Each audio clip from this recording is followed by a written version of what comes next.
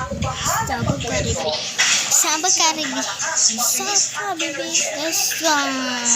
Chingkarang. Bakit ba?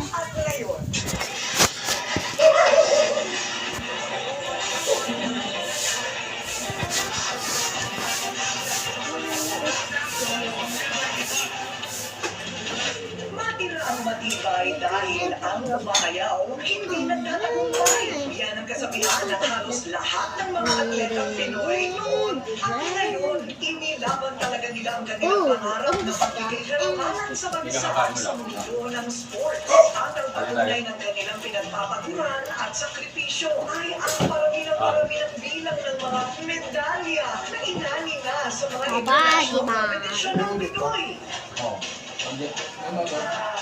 Ang mga sipa nila dapat malalakas. Sintibay din ang bago ang kailangan sa kanilang mga braso. Kaya mabuhin kapag mataas ang bago.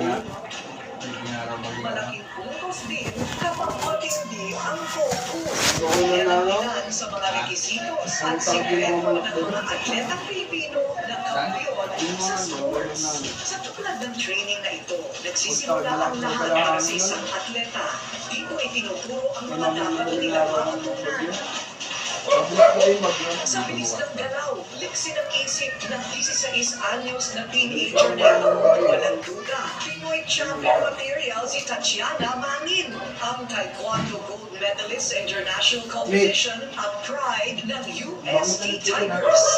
Naghahanda siya para makapasok sa Southeast Asian Games na posible sa isang taon. Pero ang pangarap nito ay nahulma 5 taon na ang nakakaraan. Nang pinasok ng kanyang ama si Tatiana sa isang summer camp at training, doon nila na-discover na may potensyal ang kanyang anak sa sports na taekwondo. Ang ginawa ko ng taga-support sa sa meetings, sa mga moral support. So, binibigyan sana. Baon ang mga natutunan ni Tatiana sa kanyang basic teachings. Sinabak ang dalagita sa mas intensive training at naging bahagi naman siya agad ng National Taekwondo Team. Sa kanyang murang edad, hindi niyo akalain na mayroon na siyang mahigit 3